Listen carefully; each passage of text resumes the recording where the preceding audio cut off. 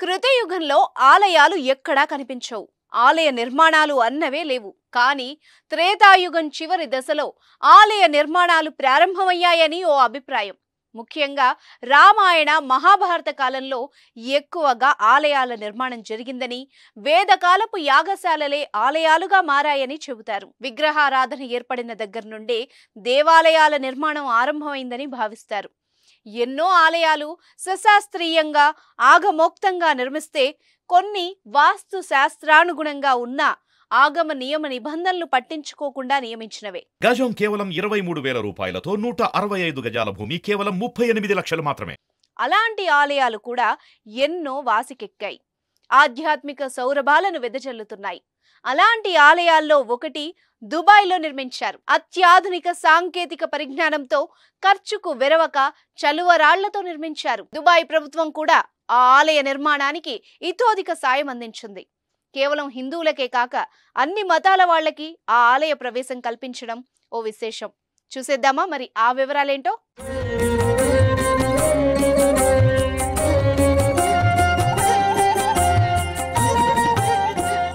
భగవంతుడు అర్చామూర్తి అయి కొలువైన నిలయం దేవాలయం. అలాంటి ఆలయాలను 5 రకాలుగా చెబుతారు. శివుడైనా, కేశవుడైనా, శక్తి అయినా, దైవం ఏదైనా స్వయంగా అవతరించిన ఆలయాలను స్వయం వ్యక్త ఆలయాలుగా, స్వయంభూ క్షేత్రాలుగా భావిస్తారు. ఇక ఆలయాల్లోని మూలమూర్తులను దేవతలే స్వయంగా ప్రతిష్ఠిస్తే అలాంటి ఆలయాలను దివ్య స్థలాలుగా, దివ్య క్షేత్రాలుగా చెబుతారు. అలాగే మహర్షులు, తపస్యులు, సిద్ధ పురుషులచే ప్రతిష్ఠించిన ఆలయాలను సిద్ధ స్థలాలుగా పేర్కొంటారు. పురాణాలలో ప్రస్తావించిన పేర్కొన్న క్షేత్రాలను పౌరాణిక క్షేత్రాలుగా వ్యవహరిస్తారు. ఇక మహారాజులు, సంస్థానాధీశులు, భక్తులు, దాతలు నిర్మించి దేవుళ్లను ప్రతిష్ఠించిన ఆలయాలను మానుష స్థలాలుగా చెబుతారు. ఇలా ఆలయాల నిర్మాణం 5 రకాలుగా ఉంటాయని చెబుతారు. అయితే స్వామివార్లు స్వయంభూగా వెలిసిన ప్రాంతాల్లో ఆలయాలు నిర్మించిన వితరణశీలురు ఎంతో మంది ఉన్నారు. ఆలయ వాస్తును అనుసరించే దేవాలయాల నిర్మాణం జరుగుతుంది. ప్రాంతం ఏదైనా, ఖండం వేరైనా వాస్తు మాత్రం తప్పనిసరి. దేవుళ్లకు వాస్తేంటి అనేవాళ్లు ఉన్నారు. గ్రహానుకూలత, వాస్తు దేవుడికైనా తప్పదు అని శాస్త్రాలు చెబుతున్నాయి. అలా అన్ని హంగులతో నిర్మించిన అత్యంత ఆధునిక ఆలయం ఇప్పుడు ప్రపంచ దేశాలను విశేషంగా ఆకర్షిస్తోంది.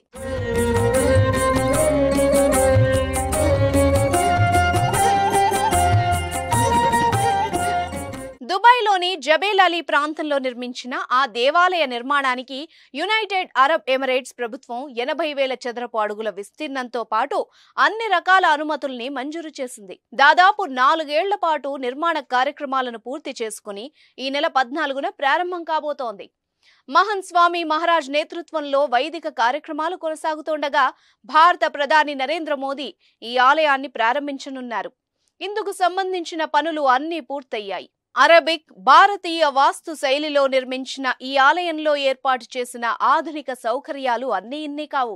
2 అంతస్తుల్లో 16 పెద్ద పెద్ద హాళ్లతో ఏర్పాటైన ఈ ఆలయంలో ఒకేసారి 1000 మంది భక్తులకు అనుమతి ఉంటుంది. దాదాపు 70 సంవత్సరాల క్రితం బుర్దుబాయ్లో నిర్మించిన సింధు గురు దర్బార్ ఆలయానికి అనుబంధంగా జబేల్ అలీ ప్రాంతంలో ఈ దేవాలయం నిర్మించారు. అత్యంత ఆధునిక సాంకేతిక పరిజ్ఞానంతో నిర్మించిన ఈ ఆలయంలో సీతా లక్ష్మణ సమేతంగా శ్రీరామచంద్రుడు, గణపతి, శ్రీ మహాలక్ష్మి, శ్రీకృష్ణ పరమాత్మ, ఆంజనేయ స్వామి, శివ పార్వతులతో పాటు అనేక దేవతామూర్తుల్ని ప్రతిష్ఠించారు. శ్రీ యంత్రం, శ్రీ చక్రంతో పాటు జియోమెట్రిక్ డిజైన్తో పూర్తిగా జైపూర్లోని మక్రానా పాలరాతితో సౌందర్యవంతంగా తీర్చిదిద్దారు. ఇక ఆలయం మొదటి అంతస్తులో హోమశాల, తులసీవనం, నవగ్రహ మండపం ఏర్పాటు చేశారు.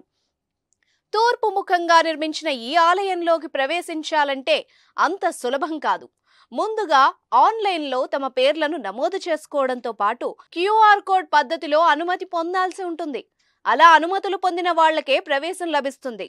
పండగైనా పబ్బమైనా ప్రతిరోజు 1000 మందికి మాత్రమే ప్రవేశం ఉంటుందని నిర్వాహకులు చెబుతున్నారు. ఆలయానికి అత్యంత కట్టుదిట్టమైన భద్రతను ఏర్పాటు చేశారు. సర్వమత హితాన్ని కోరి నిర్మించిన ఆ ఆలయంలోకి అన్ని మతాల వాళ్ళకి ప్రవేశం కల్పించారు. ఆలయం అంటేనే ప్రశాంతతకు చిహ్నం. అలాంటి ప్రశాంతత చేకూరాలంటే అన్ని రకాల జాగ్రత్తలు పాటించాల్సిందే అంటున్నారు నిర్వాహకులు. అందుకే కంటికి ఇంపైన రంగులతో, అడుగడుగునా మనోల్లాసాన్ని కలిగించే సౌందర్య పరికరాలతో ఆలయాన్ని తీర్చిదిద్దారు.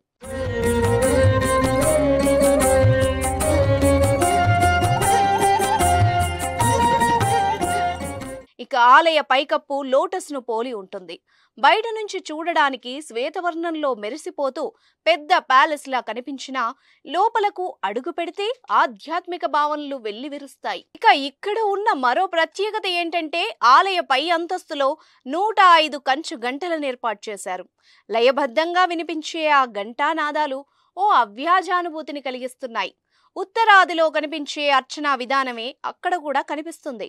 ప్రతిరోజు భగవద్గీత పారాయణతో పాటు భగవద్గీతను నేర్పించేందుకు కూడా ఆలయ కమిటీ ప్రత్యేక చర్యలు చేపట్టింది. దుబాయ్లో ఉన్న హిందూ దేవాలయాల్లో ఇది రెండవది కాగా 7 దశాబ్దాల క్రితం మొదటి ఆలయాన్ని నిర్మించారు.